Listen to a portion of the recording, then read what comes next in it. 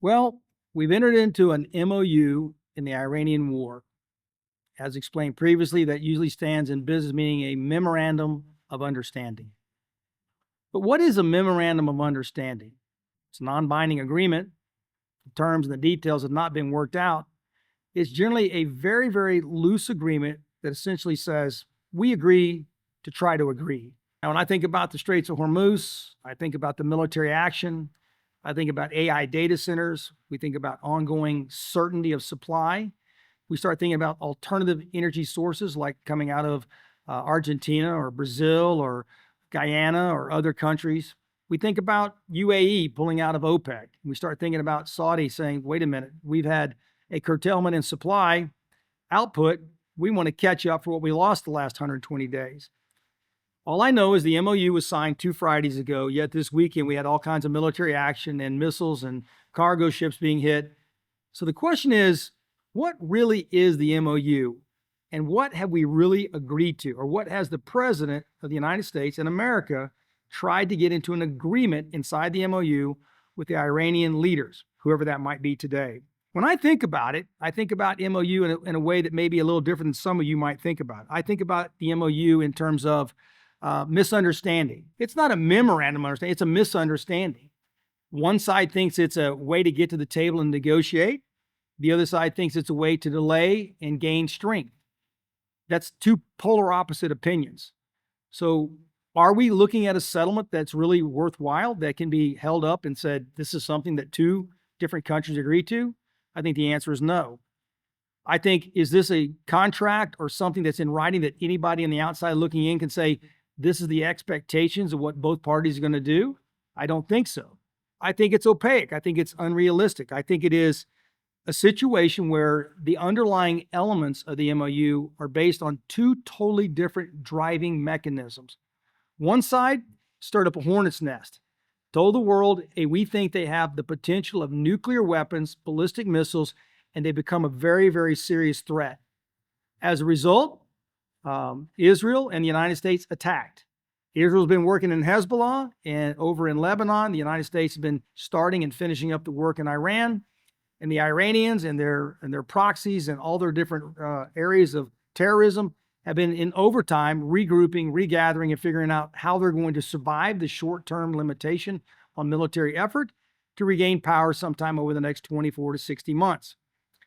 I don't personally believe the MOU is anywhere close to what the president thinks it is. For them, the U stands for untrustworthy. It stands for unrelenting. It stands for the ability to be underhanded. All they really want, in my view, is they want this particular agreement to not be solved and not a single thing put in place that has any reliability until after the midterms. I believe the Iranian regime hopes for and expects President Trump and his political party to not win the midterms in terms of the House and the Senate. What that would do is change the entire dynamics of the game of chess. It would change what he can do, what the military can do, and how that comes out of Congress in terms of limitations or restrictions on forward action. Now, look, I don't ever want to second guess the President of the United States. I don't want to second guess our military. I want to be very supportive of what they're doing. But when I listen to, from a practical sense, an MOU, and I think about manipulation, and I think about the way this contract has been perceived, to me, it doesn't really have a lot of weight even on the paper it's written. We don't even know if the co-signer on the Iranian side even has the authority to sign that document on behalf of some part or even the majority of the Iranian regime. We have no idea.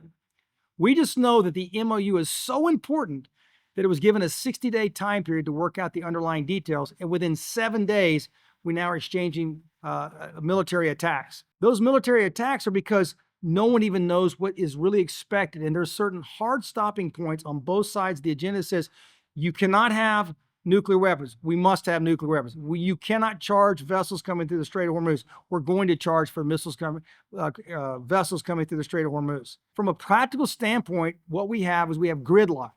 And this gridlock is not like a supply chain disruption. That's the underbelly of what's taking place in the Gulf. We have a shortage of supply. Now, anytime you have a shortage of supply, you're going to have other people who will step in and fill that supply to the best of their ability. So every other oil-producing part of the world has been in overdrive, seeing how they can ramp up and add supply to offset the 10 to 13 million barrels a day coming through the Straits of Hormuz. Even if we get the Strait of Hormuz, we get an MOU that can be held up as reliable. We get a faction or party out of the Iranian regime that says we, in fact, have come together and decided we can now sign off as a collective group on this MOU, regardless of time frame. I think that the whole system logistically has changed, and probably for the foreseeable future. So today, if I'm looking at data centers and I'm looking at energy needs, I'm looking at expansive growth, and I'm looking at all kinds of different energy projects globally, mining, data centers, AI, construction, I'm looking around saying, what does that look like in terms of energy prices going forward?